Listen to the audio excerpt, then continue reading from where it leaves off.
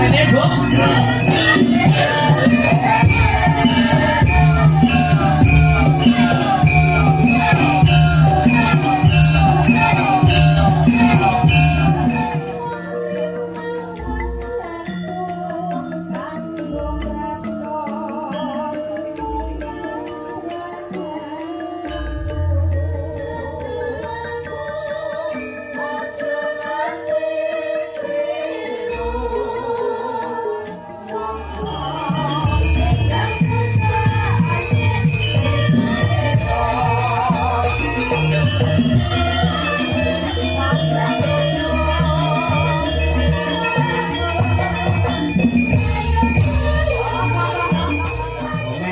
Ngasto wonten pengajar. Boten pun medal guru to. Nggih pun metu metu. Medal apa metu? Medal apa dijake? Metu dhewe. Metu dhewe. Aku metu dhewe ya.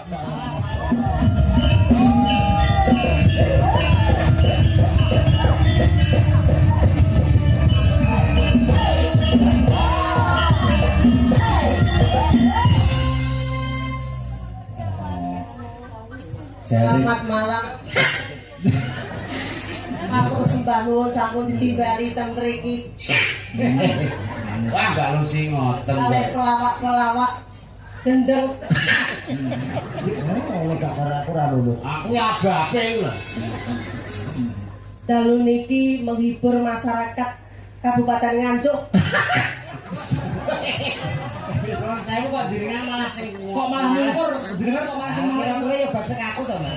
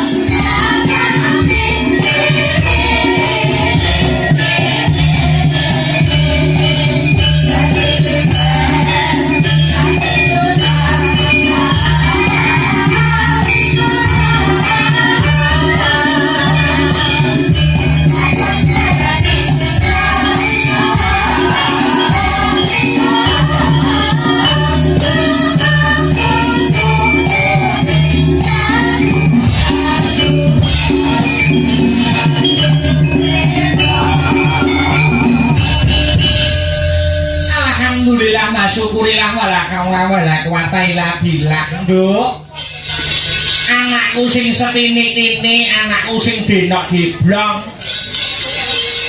anakku sing ayu-ayu dhewe limbuk ana timbalanmu apa ya nimbali karo anakmu aku leren sakmetara ya nok nganggo njalambekan iya ngesokake dawuh perkara lakon mengko bisa ditutuke sarampunge limbukan nanging sing luwih wigati bengi iki pada malam hari ini aku kelawan kowe anakku limbuk ngaturake apa to wigatine awake dhewe bengi iki tinimbalan sowan mangkono iya mak ya ngesokake dawuhmu ning sing luwih wigati ya ingkang angka sepisan ora lali ngucapake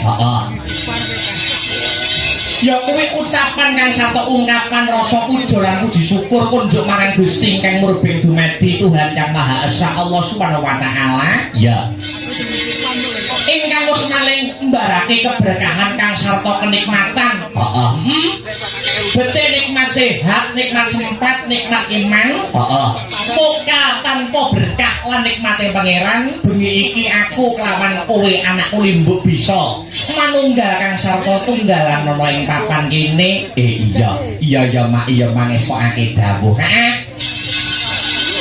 lah banjur bengi iki ana pahargyan kanthi gelar kelir ndantung gong ngenekake adicara wayangan iki dalam rangkaian acara apa mengeti apa mak ngene ya nok piye bengi iki pada malam hari ini adicarane ya kuwi tidak lain dan tidak bukan ya kuwi tasyakuran pernikahan ngono tasyakuran pernikahan lah banjur sing wis kasembadan den dawuhake sapa mak ya kuwi temanten kakung Kang Masku Mas Revanda Pramandika Johanza oh ya ya kuwi putrane Sohibul Hajat Pak Kades Bapak Iswantara Kang sarta Ibu Dwi Mulatni ngono Kang Mijil saka Ketawang Kecamatan Gundang Kadipaten Nganjuk kene ngono ngunduh mantu pancen bener kok iya lah banjur temanten putri ya kuwi Mbak Yuku Mbak Vina Nur Laili ngono ST wah ya gelare padha ST sarjana teknologi ya putri saka Bapak Mahfud Kang sarta Ibu Koridah ngono pidaleme saka Palawijen Kota Malang adoh nek wis dadi jodhone ya bakal ketemu oh iya mak ya dene akad nikah wis kagelar nalika ya kuwi tanggal 29 Maret oh ngono 29 Maret akad nikah wis kagelar 29 Maret iki kari marhargyane oh ngono kari ngrupiah-ngrupiane ya kuwi kanthi gelar adicara wayangan nyenengke tangga nyenengke para warga masyarakat ingkang mapan ana ing Kukuban Ketawang Kecamatan Gundang ya pancen bener kaya mangkono mula aku karo Biyung sengaku wakil dan saka kanca-kanca Sanggar Seni Astabrata wis sak wajibe wis sak pantese lan sak trepe ngaturake panuwun mengucapkan terima kasih yang sangat banyak pancen kapora nyata kok Nduk ora iso matur apa-apa iya ora iso paring ular apa-apa karo temanten arepe ular apa ya muspra tanpa guna ora iso paring pitutur apa-apa nek paring pitutur ya muspra tanpa guna mergo dalange ya dik Joko oh iya iya ora pantes nek awake dhewe nuturi temanten wis kersane sing nuturi wong tuane Pak Kiai dan lain sebagainya. Iya Mak ya wis tak dawuh. Sing bisa mung awake dhewe ngaturake panuwun. Ngono ngaturake terima kasih yang sangat banyak. Kunjuk ya kuwi iso dipula ngajak Pak Kades Ketawang.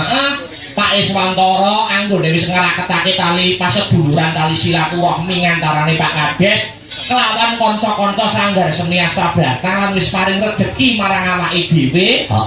Saengga awake dhewe bisa jembarke sedulur no. Ngono. Dadi liyane golek rejeki diniati ngibadah, uga nambah dulur. Ngono ya, Mak. Apa meneh awake dhewe pentas ning laladan Kukuban Ketawang. Ketawang Kecamatan Gundang iki ya perdana lagi bengi iki ning Ketawang. Nek Mojo Seto wis sering. Sijine meneh endi ke? Andine Mojo Seto Karang Semi. Iya. Karang Semi gak neh. Ndak roh aku ora kabar, Mak. Iya. Oh ada di Boyo Pangopo. Ning Ketawang yo lagi iki. Ngono. Jadi wong Ketawang Gundang ini di bawah kepemimpinan Pak Kades haus hiburan kangen karo wayangan. Ngono ya, Mak. Silaturahmi karo Pak Lurah. Pak Kades Ketawang matur nuwun ora iso ya kuwi matur apa-apa ora iso matur akeh-akeh. Iya. Apa meneh di era sekarang, Mak. Zaman saiki ya. Wong kuwi kok jek gelem muri-muri karo budayane, tresna karo wayang kulit. Kuwi awake dhewe wis matur nuwun. Ngono. Ana wong kok ana desa, entah kuwi desa, entah kuwi dusun. Apa perorangan kok nanggap wayang kuwi wis hebat luar biasa diacungi jempol. Ngono, Mak. Mergo apa? Saiki kuwi pemotongan anggaran kuwi akeh banget, no. Ngono. Nek desa-desa, anggaran desa dipotong mergo kebijakan pusat sing digawe Koperasi Merah Putih. Sing digawe pusat MBG. Iya. Lah ya. Mula awake dhewe nek ana wong tetep nglestareke budayane ana desa tetep rutin nanggap wayang utawa perorangan ngono wae wis ngucapake matur nuwun yo. Ngucapake matur nuwun. Iya Mak ya. Ning tak kira untuk seluruh masyarakat Nganjuk tak kira ora luntur kono. Senajan semua kebijakan mempengaruhi anggaran, ya. Ning tak kira warga masyarakat ana ing Kabupaten Nganjuk tidak luntur rasa tresnane marang kabudayan wabil khusus wayang kulit. Ngono ya, Mak. Muga-muga iso terus dipertahankan. Dipertahankan apane? Mergo biyen ana sing meneliti, no. Meneliti, pagelaran wayang terbanyak. Kuwi ana ing Laladan Nganjuk. Entah kuwi dalang loka, entah kuwi dalang saka jaba. Pagelaran terbanyak kuwi ana ing Kabupaten Nganjuk. Aja to desane ngenekke bersih desa. Per dusun kowe mesti ngenekke bersih dusun dhewe lho, no. Ngono. Malah ana sing per RW ngono barang. Lah ya. Muga-muga isih terus dipertahankan karo masyarakat Nganjuk anggone tresna karo kabudayan. Ya kuwi kanthi cara nguri-nguri lan urip-urip budaya. Eling-eling wayang kuwi jati dirine wong Jawa. Wayang kulit kuwi luas kang sarta luwes, Ora mung kinarya hiburan, ora mung kinarya entertainment. Ning iso ditonton dadi tuntunan kang kebak ing reh tatanan wayang kulit. Wayang kulit kuwi, mula wayang kuwi tatanane, kuwi wayange ditata nengen ditata ngiwa. Kuwi jenenge simpingan. Ayo. Simpingan tengen karo simpingan kiwa. Heeh, kuwi ya ana filosofine. Enek tengen kuwi antenge angen-angen. Iya, antenge angen-angen. Nek kiwa iki hawa. Oh, ngono. Mula awake dhewe apa meneh iki wis rampung anggone nglakoni sasi Ramadan poso sewulan utuh. Iya. Awake dhewe kena kanggo kaca benggala. Ngono man. Anggone kendhalekake nafsu. Para sarjana sujaning budi, para kyai alim ulama nate maring dawuh titikane wong poso Ramadan kuwi ketrima apa ora posone kuwi titikane bar sasi Ramadan kuwi tumindake saya becik apa mundhak ala. Kuwi ngono ya Mak. Iya Mak ya ngesokake dawuh. Sing penting anggone awake dhewe ngendhaleni hawa nafsu kudu pinter, kudu wicaksana. Pancen bener sapara nyata kok nok. Mula perang sing paling abot kuwi dudu perang secara fisik. Dudu perang gegempuran.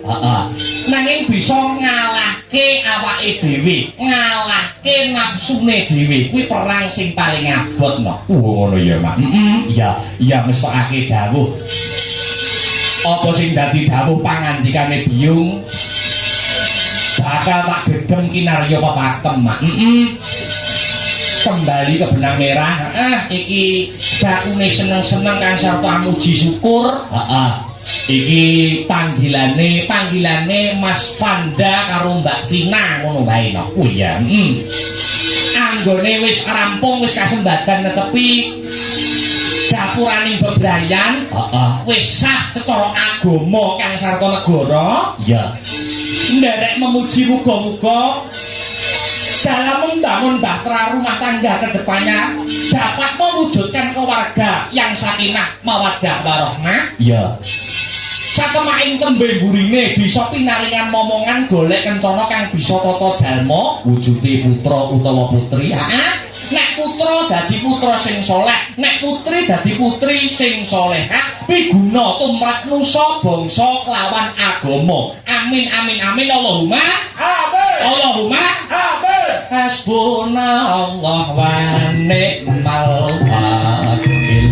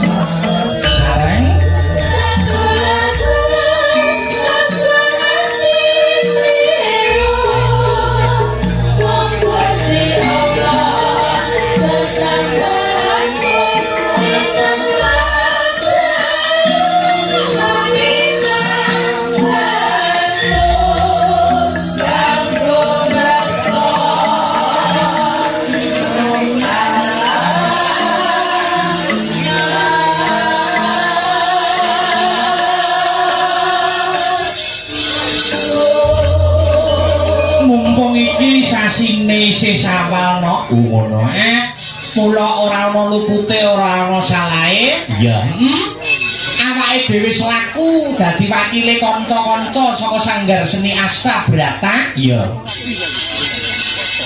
mbok menawa ana tembung sakecak tindak sakecak sing ora meranani penggalih ya apa meneh dalam menghibur para warga masyarakat penggemar budaya wabil khusus pecinta wayang kulit awake dhewe ngaturake ning sasi Syawal iki taqabbalallahu minna wa minkum taqabbal ya karim ya minal aidin wal faidin mohon maaf lahir dan batin ngono ya Mak wa'afina anin nas saling memaafkan ro ing ngapura iya wis pakake dawuh bar sasi Ramadan wis apa kuwi metu kanca-kanca sabrata metu ping 3 iki tanggapan ping 3 iki ini nyawiti ning Tampang Wilangan terus winginane tanggal 30 ning Abiboyo terus bengi iki ning Ketawang telu wae bar poso acarane mantenan kabeh no. Oh iya. Apa kuwi Gusti Allah carane Gusti Allah nyemoni aku ben aku ndang rabi ya no. Gile kok. Iya. Ben kanca-kanca sih, aku tak keren-keren. Oh iya. Lah ya awake dhewe iki santai ora kesusu ana. Oh iya. Pengin dhewe dhisik. Lah ya. Mergo wong rabi kuwi kudu siap lahir dan batin, kuat secara mental dan finansial. Iya. Terus rabi kuwi ibadah paling suwe. Iya. Nek salat kuwi nek wis salam ya wis bar ganjarane. Poso Ramadan nek wis sasi Syawal ya wis bar ganjarane. Ning nek rabi kuwi selawase ganjarane. Iya. Wong lanang ngekeki dhuwit sing wedok kuwi ya ganjaran. Wong wedok nyucuk tangane wong lanang jare kaya ngambung Hajar Aswad. Iya. Dadi ibadah paling suwe kuwi rabi. Mergo rabi kuwi sing urung sing mbok lakoni sadurunge rabi kuwi jenenge maksiat. Nek wis rabi kuwi dadi nikmat. Wah iya. Iya yang sokake dawuh. Ya Mak, iki akeh banget layang-layang sing tumiba ana pangkon. Ora mung layang, ora mung ngawala. Sadurunge jumenengake para bintang tamu lan ngaturake tetembangan. Menyelam sambil minum air diwaca sithik mboko sithik. Iya iki ana diwaca. Assalamualaikum warahmatullahi wabarakatuh saking Mbah Sukijo. Oh iya. Dadi rejo Songanjuk ya minta gending kelinci ucul tulisannya ucul dijarap samboyoan ana meneh saka Vio Septian ya nyuwun tembang kesayangan penyimping Mas Badar Alam ya.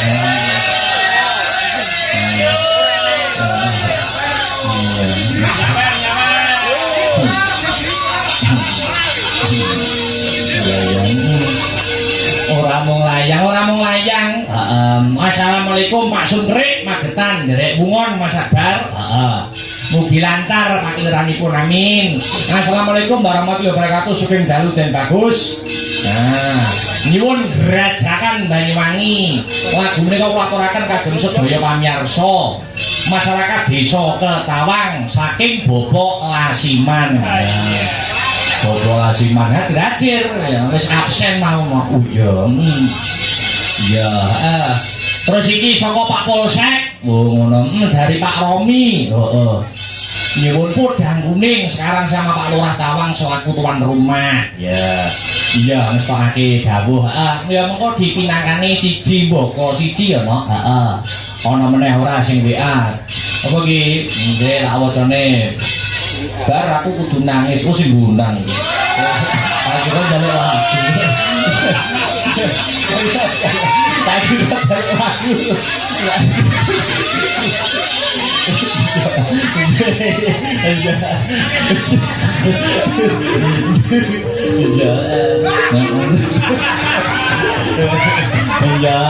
Ya, ngaturke bintang tamu sing ditunggu-tunggu. Iya, Mas Komet karo kancane no. Oh iya, Mas Komet CS.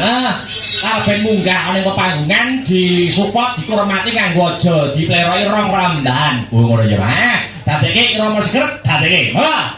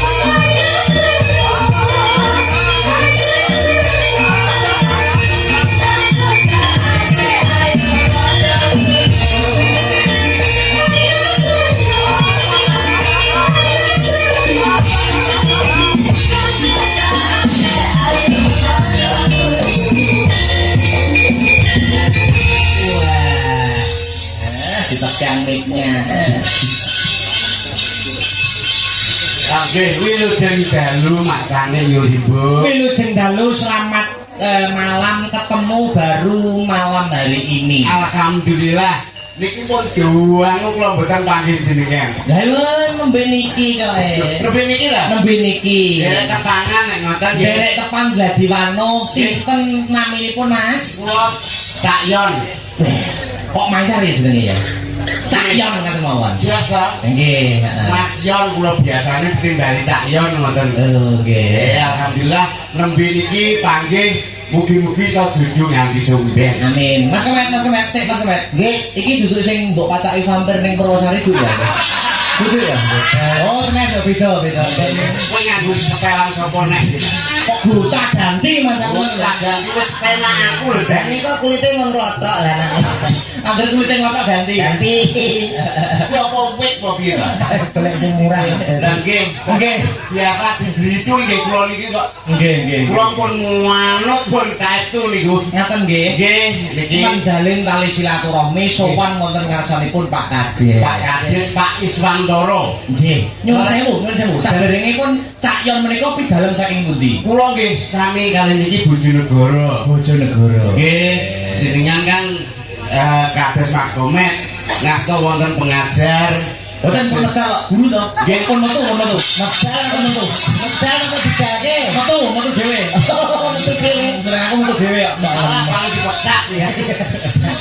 Pun medal. Pun medal. Nah niki tasik Mas Komet. Oh, masih guru ya? Masih tasik menika Oh, tapi jiwaku tetep pendidik, Mas. nggih to. Malah saniki dados galang sing kondang. Amin, amin. Ben dinten kula anggere dalu ningali lepe jenengan Mas Akbar terkenal. Nggih, Ini Mas Akbar wassalam niki. masalah jengkulmu. Syahalam. Nggih. Kok wasalam? Sama lalang Sawira ketemu lho tadi. wis 90 tahun to. 16. Suwe men lho. Lah Mas Akbar iki dalang tahun pira kok 16 tahun. Rumah saniki Mas nggih. Nggih, nggih. Tanggapane nek gak kleru pulang sawal iki 40 kilo lho Mas. Lho, bengine kok 30 kok. Tanggapan 40 ki jane malah bengi ndi kok. Lho, oh gak sing bengi iki enek 38, sisane iki esuk ngantek jam 8 tok. Oh, iya wayangan. Yo gak ngono. Lha kok. Mbok. Pemayangan oleh 40 dina mboten kok sak murmate mawon. Lah nggih alhamdulillah panggih teng mriki nyatane ya tenan Mas Akbar gak tau ketemu ya tasik enem. Percaya ta? Berbakat sing ganteng koyo lha kowe ngomong mau gue. Nah, gantengnya aku ra omong, nek gantengnya ya standar ngono. Jambut. Kowe ngene rumah sakit. Mas Akbar Tambah ganteng aku to. potonganmu koyo cuwulan dadak. Lah mau takon ibu-ibu seneng arep ganteng di aku mbek Akbar. Jajal anu, disurvei. Nggih, nyuwun pangapunten iki Wado Ketawang. Nggih, leres nggih. Ketawang, iya. Ketawang iki ibu-ibu antusias teng ngajeng piyambak niku komplit rek. Ya nang pundi Mas Akbar kalih Mas Komet? Anda ngamat ke Jogja, Wak. Sinten, Bu? Oke. Lah, kok iso oke lho jare ganteng kamu jare. Ora masalah tak buktekno sing penting. Lho, lho. Nek sampeyan ganteng kono, Iya. aku wis payu dhisik kono, Bro. Ganteng aku. Nuwun sewu Mas Akbar jenengan apa derek kagungan garwa nika? Ah, sopo sing gelem? Ini ya apa-apa. Iki yo sithik nyelengi lho nggih. Biasa niki kula mboten nate to. Kok iso ngarani sapa sing gelem rumangsane lho? Wong masyarakat Ketawang wae survei ganteng Akbar lho. Lho, Ganteng tok gak cukup rumah tangga lho, Mas. Tak omongi lho. Karena Mas Kanten, Mbak Kanten iki, iki kan ngunduh pelem. Udah mantu. Mantu. Ngobrol sapa? Ngunduh mantu to. Heeh. Mas Sinten kali Mbak Sinten. menika Mas Mas Fanda. Fanda kali Mbak Vina. Ora cukup gur ganteng tok. Lah terus Sing penting ana lanang ana wedok, lagi dadi. Lah ngono. kok syarate wong rumah tangga pengen omah-omah nikah kuwi Tanggaku kan buanten nang 10 luwih ya gak payu-payu. Ku mergo wong gak nekat lho. lah syarate nek pengen ndang rabi piye? Lho, nek aja wedi ora duwe apa-apa, aja wedi tanggoku langsung nikah. Bar nikah apa-apa saiki duwe. Alhamdulillah. Sik ngene iki berarti aku padha karo ngangsu kawruh nyecep ilmu sadurunge aku sok rapi ning Mas Komet sik. Lho iya no di sana. Wah, dari kayak tagak mik ngono Kak. Lho diakui maupun tidak kiri. Piye jajal omah piye? Saya sudah mempunyai 2 anak. 2 anak, cewek cowok cewek, cewek cowok cowok. Aku seneng cewek-cewek. Lho. Anake 2 cewek semua. Nggih. Nih. Cewek-cewek. Nah, cowok-cowok aku gak pasti seneng, Mas. Ya ora kaya cowok nggih Mas Akbar. Nggih no cowok. Anak lanang kuwi di sekolahno dadi sarjana seni contone Mas Akbar. Nyatane saiki yo terkenal nyambut gawe yo penak. Nek wedok iki luwih gemati. Gemati wong lanang, Met. Aku gak seneng wong lanang iki angel disapih ki angel. Sik to, ning ndi iki gemati wong lanang. Lah, angger pernikahan iki Mas kawine saka wong lanang lho. Wong lanang. Arah dadi wong lanang lho. Iya. Lah nek masalahe ora kuwi. Masalahe apa? Nyapih kuwi lho, lak bayi lanang karo bayi wedok kuwi angel bayi lanang. Mas, mula ngrepotno ibuke. Ngono. Alah, kowe iki alasanmu apa kok sangel wong lanang lho? Angel lah bayi wedok ne golek nondok tembean disuwuk dadi wis ora mik meneh. Selawase wis segami. Ora mik. Nek lanang Lanang lu kok wah aku sik iya. Kowe aku muntek lho sesuk kakean. Hah? Kakean ngombe iki mau kok. Ora tak kei gula kok. ngene iki kan namanya pornografi to. Pornografi. Iki awake dhewe bareng nglakoni poso sesaji. Nah, Sampeyan rukmina izin wal faidin karo kula. Wah. Piye iki? lho, maksudnya Lu kene yen bodoh to, Mas?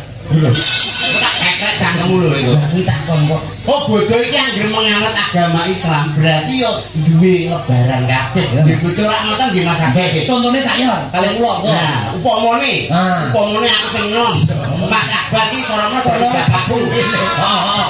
Kalau satu ya. Lah iya didelok carane diningali sing apik. Oh, iya. Wong nom iki kudu ngaturke Enggak, lungguh. enggak suka cita. Dicontoni, Dicontoni sing apik kok ora ngingetno. Rumangsane kok Wong aku sing dadi sing nom. Iya. Mas Akbar dadi bapakku cara ngono. Mbahku lah mbahku. Iya, Mbah. Mungkin paling ora langsung tanda celek lungguh sing apik. Dadak. Aduh, Wah, syukur tiba Wong gula. lagi godhong wis ngicil gawe dosa lho.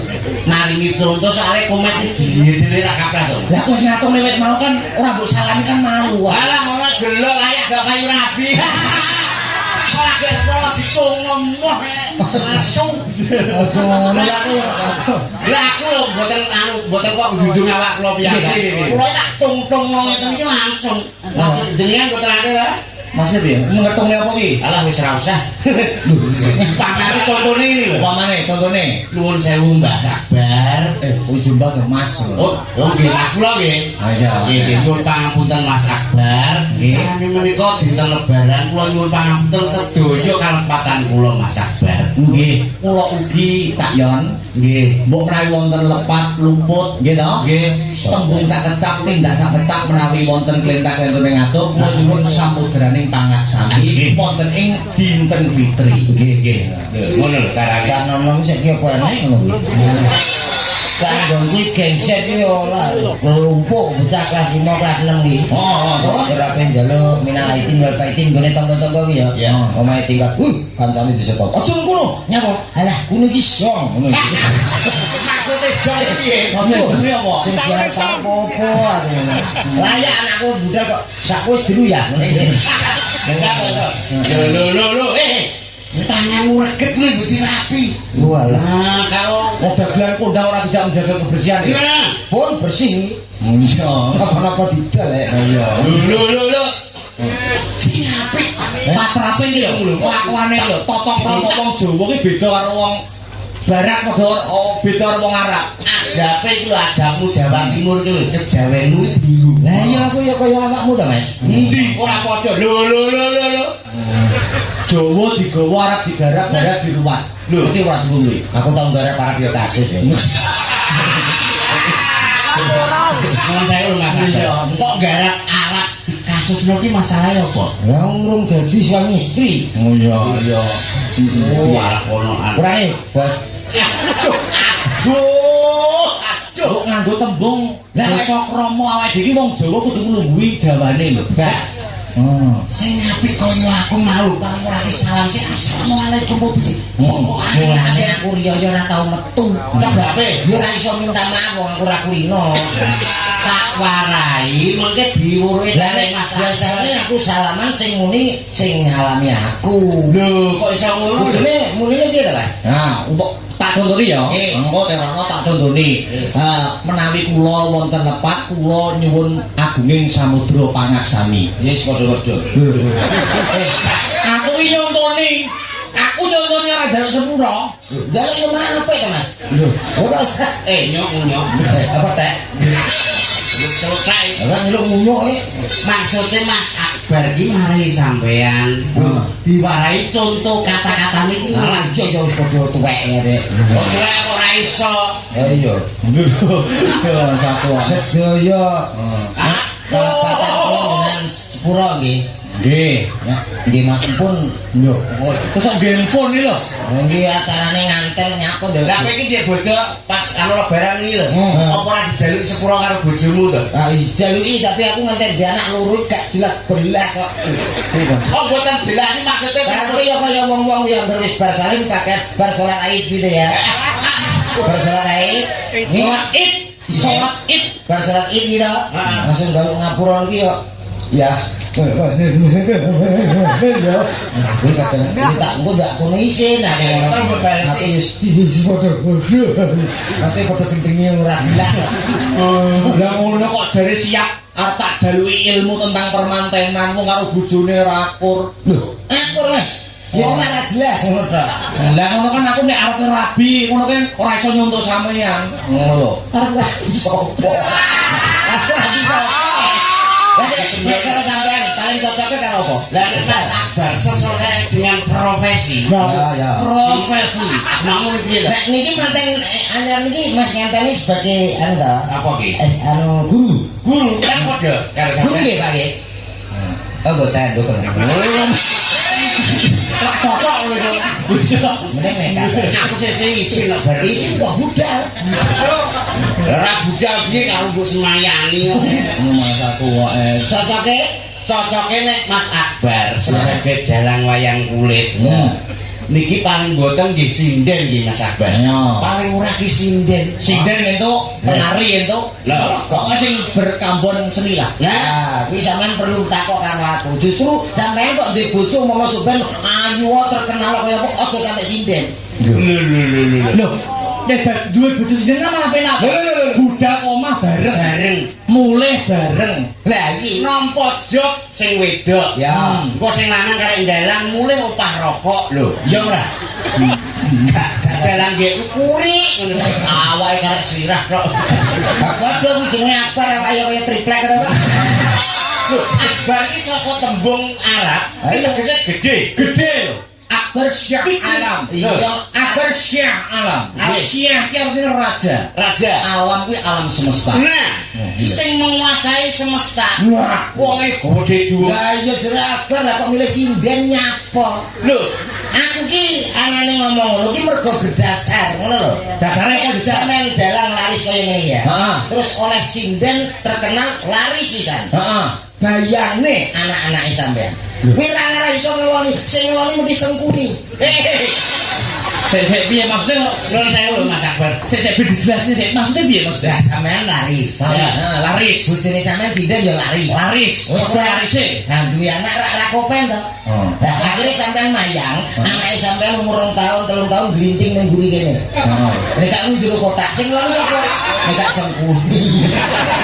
Yo anake carane ditinggal di rumah nyewa baby sister. Nah, baby sister tukang ngomong. Ora usah adoh-adoh. Tak contoh. Iki Heeh. laris-larise anake nang omah lanang. Saiki akhlake masyaallah. Oh, anu soleh. Hah, sore apa?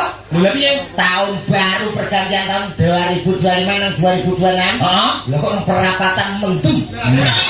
Ora nak tutur. Wah, kok kondi. Yo ngono diarai to, dagelan kondang jenenge Pak Amet. Amet Mas Akbar. Kowe jemirang-mirang. Wis kadung nek kok Iki live streaming. Ha, ora Wong donanku kuwi ya padha nonton kabeh. yo Kuwi ketua jamaah tahlil kok. jamaah tahlil anake bajingan rek. Aja tukaran to ki sasi bodol aja tukaran. Yo Jane ngoten teng mobil mboten akur kula. Padahal budal bareng seragame padha. Padha. Jareke padha iso tukaran lho. Lah iya. Lah iki asline kan ora seragam lho. Aku jane wegah kowe ora. Wis tenang ya. Hah? Aku rene ya. Iya no. Kaya sapa? Aku yo melok Mas Akbar no. Kecut. Aku mau api-api. Iki kowe melok iki apik-apik. Nggih. Lah iki sing ngejak ya aku. Nah, sing bayar iki Mas Akbar. Alah, ora wedu. Wedi. Ora wedi. Waduh. Aku nek sampean yang rung tau nampani bayaran. Los aku. Kowe aja gawe wirangi kok. Aku takoni. Sampeyan iki kenal aku wiwit sadurunge Covid lho. Allah, Tanggapane nek karo aku sak panggung wis ping 100 sing wis bojo. ora ketung. Nek Nek aku mau tau nampa bayaran. lah ngono kok dhe budal. Lho budal aku lillahi ta'ala ngesak sampean aku. Bayamu he. gayane lillahi ta'ala. Astabrata munggah gara-gara sapa? Wah, lho. Ya gara-gara kontakan tabuhan. Lah iya. Ngomong kok ora anu to. Lho, lah iya aku takon ngono. Lho tak kira aku gara-gara munggahe. Iki kok sombong masane rene lillahi ta'ala gayamu lho. Aku kowe tau Mas nampa bayaran. Ikhlas ini. Alah, ditransfer terus kok. Oh, waduh ae. Lah mbok iki ditransfer kabeh iki. Sampeyan jare nek Pak Yon melok aku rombonganku. Nggih, Kula tak sampeyan jare melok rombongane kono to. Nek pancen melok rombongane sinden, engko bar wayangan tanggungane sinden kuwi tanggunganmu kabeh. Lah, aku ora arep bayari sinden, bayar ono. Lah aku ngono mbek Mas Akbar. Iki pergundul iki 2,5 juta kabeh iki. Nih, lah nggonku andele karo 250-an. Dino koro Ya ampun. Wis coba terus nih. kowe madul. 2 juta Sampe nempang kene metu buleke. Saya buli. Wis sinden sepuh. Sepira nggonanmu lah kene iki sinden gelungane tok rego 6 yuta lho. Gelungan tok. Gelungan ku lorong dinggo dicangking ngono ketok kuantes. Iki sindene mulane yo larang-larang, urung lambine. Ya Mas Akbar iki. Mula aku duwe cita-cita duwe bojo sinden ora salah to. Lah, bener. Wah, ndek rabi apa? Ngesakno anakmu lho, Bal. Rapi singgel ra kok ben anake. Lho, wong iki sing penting bersyukur nggih Mas. Bersyukur. Jodoh najan kaya ngopo tetep disyukuri. Lho, syukuri contone kaya bojomu. Bojomu kan gowedi. Heeh, ngomong lemu. Ayo, sing penting iki wong bersyukur. Wong lho awake gede ya bersyukur. Alhamdulillah bojoku gede. Lah, ora dikek mangan sawan jek awak lemu. Lho, kuwi jenenge bersyukur. Kuwi kata-kata mudah diucapkan ning angel dinggo, Mas. Bersyukur kuwi angel. Maksudnya Ketoke gede ora tak pakane pirang dina pandah cek lemu ya ta? Iya. Ning kowe ora ngrasakno. Lho, nek bengi wayah waduh ditimpah bojoku rasane aku ngelindur nyipi kena asma. Sik. Bojomu ki lemu. Lemu, Pak. Upama ukuran sinden semene kae sak pira? Wah, rangkep 5 iki, Pak. Telung niki. Yo takoni, Pak. Sing lambe kuning iki ping 3 malah. 3 kali nih. Satu seluruh enggak. Bojomu ki piro bobote? Satu seluruh. Yang muni syukuri karo. Wong apa celeng to sak pintal. Bulane kaya tunggu diesel. Rasane kaya nang tengah sawah. Batinku pertama ngopo dadak bojoku ngorok to. Wong iki sing penting bersyukur. Nemu. Lah Iya, disyukur. nek ku Kuru ya malah alhamdulillah. Bojone Pak Yon kuru apa lemu? Kuru bojo kula. Alhamdulillah. Upama ukuran sinden iki sak pira Pak Yon? Kados niki Mbak niki. Oh, sing pojok niki. Nggih. Sak menten iki. Sampeyan iki alhamdulillah bojoku kuru. Ora nek upama digoncengno pas duo, sak ora gampang moncrot. Lho. Bojo kuru ki alhamdulillah. cilik upama kuwi bojone sak ngene iki. Heeh. Bisa mbecek, bisa bu. Hampir mulai lali ra nggo bojo. Tapi antar mundur Sampeyan ya kecilikan mungkin. Sapi. Kau nek bojo kula disyukuri, kuwi justru wong sing jauh dari sedekah ta omongnya. Ya am. Nek kuru kan jarang ganti ban. Enggak tahu bocor. Lah terus nasibe tukang tambal bal niki. Tambal bal. Tambal bal. Tambal ban. Ya iya. Apa? Tambal bal. Tambal Bal. ban. Tambal bal. Tambal bal. Nah, ngono lho bener ngono. Resek. Kuwi jenenge mensyukuri apa kehendak Allah. Sama seperti temanten berdua pada malam hari ini bersyukur nanggap wayang sedekah karo wong masyarakat. Nggih, iki bersyukur kados Mas Panda kali Mbak Vina. Nah, iki bersyukur Mbak Vina dasare ayu iki malah alhamdulillah bojone ayu. Wedan saiki-iki ngono ya, ora kakean wedan terus ketok ayu. Anake lurah lho. Anake sing anak mantune lurah iki Mbak Vina iki. Nek mantune lurah wedake genah larang. Larang Sinden-sinden iki wedake larang kabeh. kabeh. Kono sampeyan seneng di bojo ayu. Lho seneng to. Aku gak. Bojo ayu ini nikmat terbesar. Niku besar apa? Nek sampean tanggapan laris, nang omah bojo digo bantakan wong bos. Ya. Bu, Aku ora boleh. Wis sing sedengan lho. Omongan orang genah kabeh. Kowe iki tak kon mensyukuri ngono lho. Nek disyukurno apa? Lha disyukuri nek duwe bojo ayu kados Mbak Vina kuwi. Alhamdulillah kita Mas Akbar. Nggih. Alhamdulillah bojoku ayu. Dadi ora nglirik liyane. Lah Nek upung elek ya alhamdulillah to kuwi jodoh. Wis jodone ya alhamdulillah. Alhamdulillah ora ono sing lirik bojone. Pada syukur. awet lirik sapa dilirik muka ya. Bojo kok lumut tak. Bojo apa? Pak Yon, dalem. Paling ora awake dhewe ning kene iki. Ki sasi godhok sasi sawah malah gawe pegel. Gawe emosi. Pegel pijet. Maksudnya ki gawe emosi ngono lho. Emosi. Alah, oke emosi Mas. Emosi ini dari darah tinggi. Aku ibarat periksa 650 Mas. Tensi. Tensi 650. Tensi 650 orang mati to we. Mati gitu Mas. Lah tensi 200 wong wis mubah ngabeh tok 650. Lah tonggo-tonggo bertitik. Kan yo Tensi kok tonggo titik ku lho. Lah nak Kuwi tensi kok anak. nah tonggo aku titip ya ke lembu kesmas to, mosok mentolo karo tonggo. Ya kan tak gawane ya akhire njoblek 650. Oh, berarti ku ndase tanggamu mbok saking kabeh ngono. Aku wae. Nah, Anu, apa Yon? Dalam paling gak sampean kan berrabi. nggih. Ular-ular apa kanggo temanten. Nah, kok nyembur we. Tutur sembur. Tak gese iki memberi tip dalam rumah tangga itu sing awet iki kaya ngopo? Nek aku go ngrabi kan saru di. Saru sampean taruh. Aku tutur. Kulo rabi kok tutur. Ya, makanya aku pasarkan ke Pak Yon. Nah, Ayo, dalam ayo. rumah tangga niki alhamdulillah kula pun 7 tahun. Lah umurmu piro? Hah? Umurmu ya? Tang pula. Nek sudah rumah tangga iki to nek. Akeh ndi to iki? Lho ya nek sudah goblok. Anu kuwi dititipi tanggane umure. Nah, Kaya kowe manut kowe mosok mentolo. Iki rumah tanggane mosok mentolo. ada pripun? Tutur sembure nasihat untuk Sing penting dalam rumah tangga. Nah. Kuwi aja nganti rebutan bener. Lah, ngoten niku. betul iki. Upamane sing lanang kuwi ya, sing lanang salah, sing wedok yo gelem nyepuro. Nah, Bisa wayah-wayah wong wedok salah, sing lanang kudu iso nyepuro. Insyaallah keluarga jadi sakinah mawaddah warahmah. Neriman harmonis. harmonis, Lima nopo. menerima dalam keluarga itu harus menerima. Nang ambak aku urung rabi tapi setuju dengan opini dan pendapatnya Pak Yon. Kandhani kok. Ojo rebutan bener ning rebutan salah. Lho, kuwi lho. Betul. Upamane sijine ya, sing lanang kuwi kenceng, sing wedok ya iso ngendoni. Lho, ngono kuwi lho. Iso Siji atok siji empuk nggih mboten. Heeh, kuwi kok Nah, ini setuju kula. Kadang-kadang kula pas kerja pakai dikendoni. Iki apa to malah. Kanten yo, Mas. Apa kuwi kok Dalam rumah tangga iki, Mbak nganten kudu iso ngendoni. Lho, ngendoni iki masalah, Dik. Masalah seperti keuangan. ya. Perekonomian dino upama blonjone kurang ya dimaklumi. Sing lanang rezekine lagi saithik. Lah iki aneh. Kok angel? Ah, iki kaya wong lanang panggah diitung. Nek nganten anyar panggah nompo, enak wis kalah.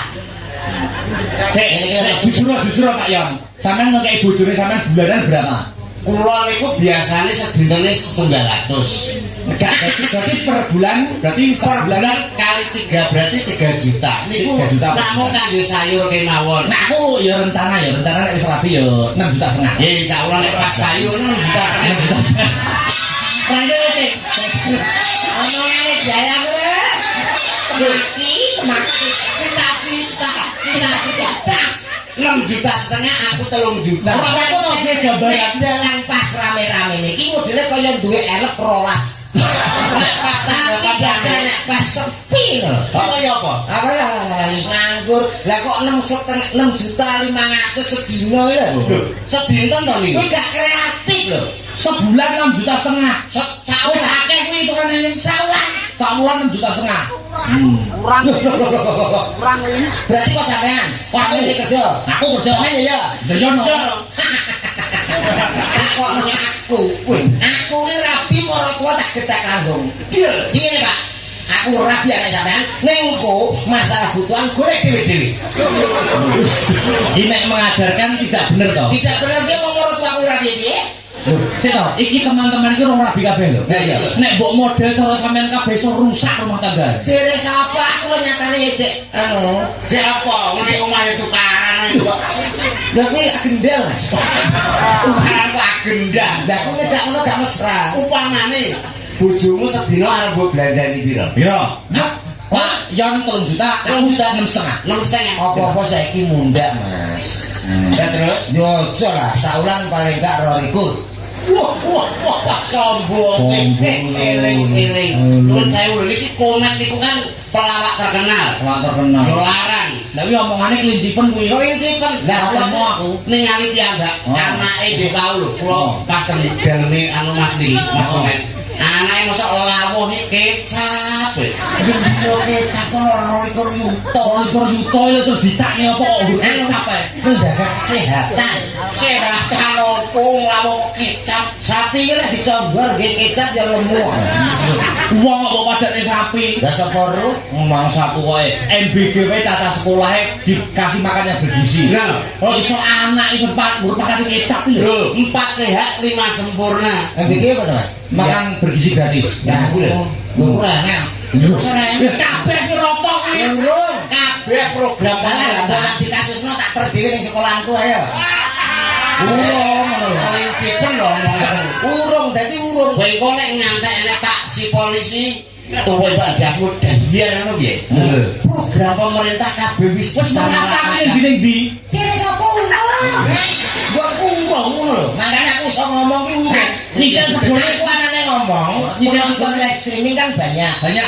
Lah, gua kan bertanya kan sekolahnya ndi to? Lah, gua akhirnya oleh MBK ngono. Segone tok urung ya, segone tok. Urung. Kerupuk-kerupuk. Walah, urung Mas. Lele sing urung digoreng apa nek? Urung ya barang ya. Lele pun riwari nih. lele apa kok riwari Lele gede. Kowe iki ora dhewe ngene iki. Lah, iya susah meneh. Ayo. Ya maksudku ki yang sebagai penghibur itu bukan hanya Mas Komet dan Pak Yon. nah Ayo kan. Loh, yo mbakmu. Oh, terus Mbak Lucy Mbak Lucy Tasik sakit kate. Mbak Jadi denane asam urat ngono Mas. Lho. wis Mbak Lucy Oh, tak pengen mangan linju lho, emping tenan. Kalau nggak biru kue 6,50 nah sini Anu disiarke nggih. siarnya sama sih Pak Yon apa Pak Komet Anu keluar yen iki ora. Ora anu kok. dereng tekan mriku Pak materinya dereng tekan mriku nggih Ya ampun. Oh, iya, iya. Iki jek magang. oh iya makanya ajake diutang ae Wes ragame kan elek ta. Heeh. Ora ukurane dhek. Mobilnya sing iso digo sapa-sapa nggih sing kena dibitu nggih kula tok Monggo sedaya para Ansel tuwek man sing tapi dicoya tuwek. Astara pamirsa sedaya kemawon. Monggo sesarengan kita tampilkan ada siapa tuh? Salah satu artis sinden Jawa Timur Indonesia saking Ponorogo. Mari kita sambut. apa kuwi Kita sambut anak wong tua kan karek mbute to. iya sing jangkep to Mas suaramu kok kaya wong kan mergo sing di Gitu wae. saya dipanggil tuwek iki request Pak Lurah kok iso mbok tuwek-tuwek nih lho Ya nggih. wong sik nom kinyis-kinyis Enten Pak Iwan terus ngene iki request Pak Kade ayo kan dipegang sik Pak Lurah sadurunge request niku nomor telepon tak kok aku ngono. oh alah blanteke kowe to Iya. Yo. mbok sing keren sih lho kayak dangdut Keren nggih niki. MC iki angger profesional MC Klo TV arep mangape wis blek surak kabeh Iya. tau Ono sing ngece surak kabeh mergo wong ora iki. bisa Pak Yon MC nane kayak apa nek apik nek apik ajak terus Nggih.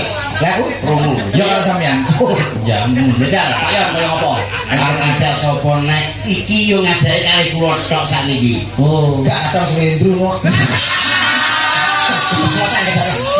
Kakak yang. Ora, ayo sambil bedek ya, ayo. Komet.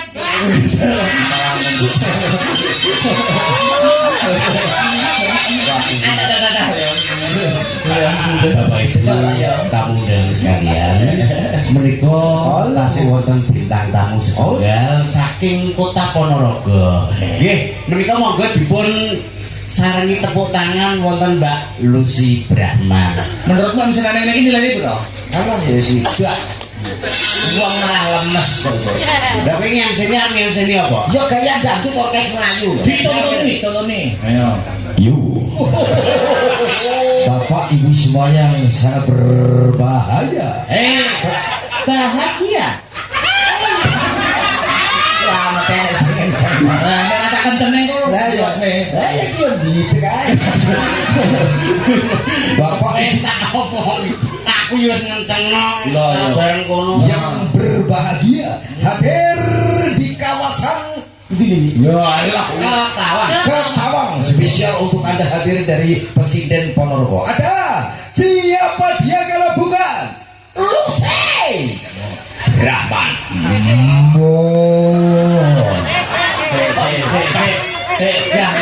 Rasa seperti Siden aja nih kok.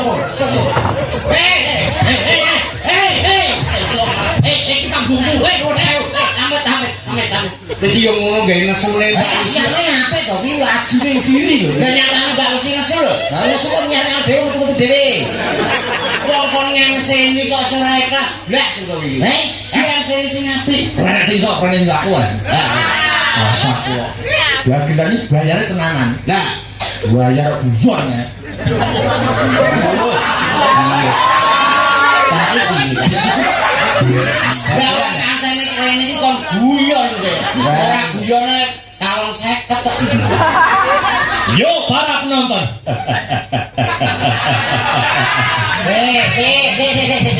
Ini jelas sabotase macam-macam. Bapak, Ini suaranya gede ya. lha asline Mas Dalang. Yo, loh. Ini Cilik iki kok Para penonton. Tom. Kita sambut. ora sah. Kita sambut sinden dari Ponorogo. Ben. Iki kakek guyu. Gak usah kakek guyu ya. Guyu ki MC yo sithik wae kok. Ya. Ora untune garing. Ya guyune sithik ae. Sithik. Ya. Kenan Para penonton. Aku. nek koyo genmu ya men. Akan kita sambut sinden dari Ponorogo. Dari Kedawan. Yo ngoten niku kesithiken to nanti sedingan. Lah, aku isin karo Pak Iswantoro. Isin nyapon Jangan. Sedengan. Nah, sedingan piye dah ayo. Wes kowe ya.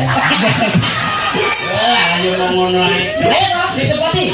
Sebalik dah. Yo.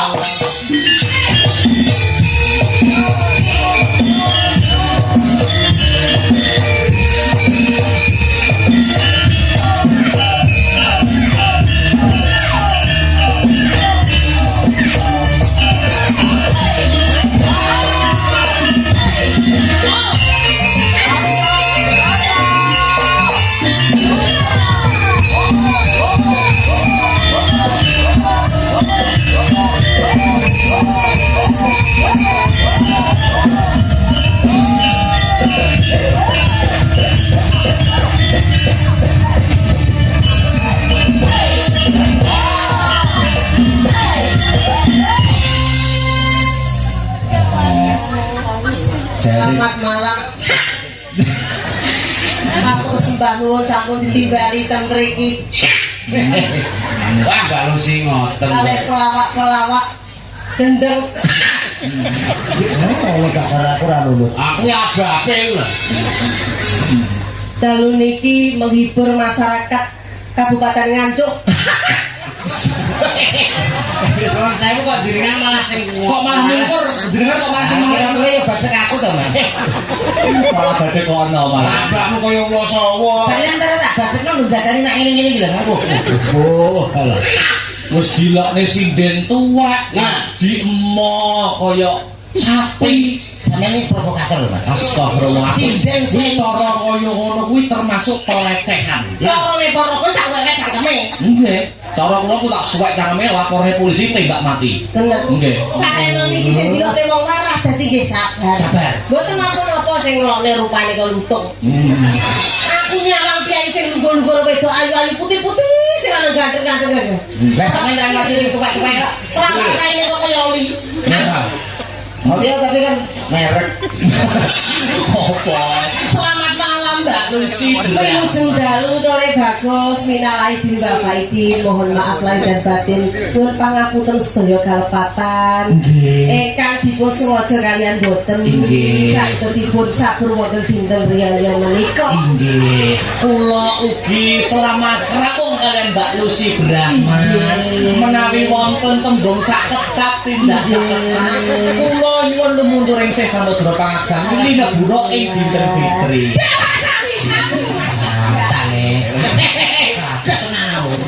Gak pas delok cekaan macan. Ngekmu buat terusno. Ngomongin apa kamu? Mbak Lucy. Wonten dawuh Jenengan sampun minal aidinan kali kula sakniki kali Pak Yan. Pak Yan sing Pak Yan. Kali Mbak Lucy. Nggih no, Mbak Lucy. Nyuwun pangapunten. Remo sida. Oh, Pak ya. Nyuwun boten panggih. Mugi-mugi tambah sehat ya Mbak Lucy. Nggih alhamdulillah semanten ugi doa terbaik dumateng panjenengan lan sak keluarga nyuwun pangapunten sedaya kalepatan nggih. Amin. Nggih saged disabur dening dinten riyaya menika. Nggih. Niki kene Oh iya. Ya urut ngono ya. Ndang njaluk ngapura. sing Pangan kalau nangkap biut. Maaf, Mbak. Apa ya kaya ngono kuwi? Bulan, Mbak. Kowe iki tenaga pendidik sing apik, menehi contoh karo murid-muridmu iki sing becik. Guru niku jan dosane digugulan ditiru. Guru ku digugulan dituru. Ditiru. Nggih maksudnya lho niku turu terus ning sekolah. Ngoten lho. Guru iki digugulan ditiru. Bisa dadi pedoman murid-muridmu bisa dicontoh kanthi becik. Kelakuane, tumindake, tutur katane kudu sing iki montor kan. Langsung jenengan idoni mboten apa-apa. Kulino kok. Maksud Mbak Lucy iki dipirsani nika lho sing cilik-cilik termasuk jek sekolah. Kowe iki sebagai tenaga pendidik memberi contoh yang bagus. Memberi contoh piye nek nyuwun pangapura karo wong tuwa. Ngono lho. Sepiro-sepiro gedine. Ah, Iya. Mbak, Iya. sepiro gedene wekku, Mbak? Nek ngono kuwi le. ora ngono, Mek. Wekmu wis ora gedhe. Sepiro-piro gedene kaluputanku, Mbak.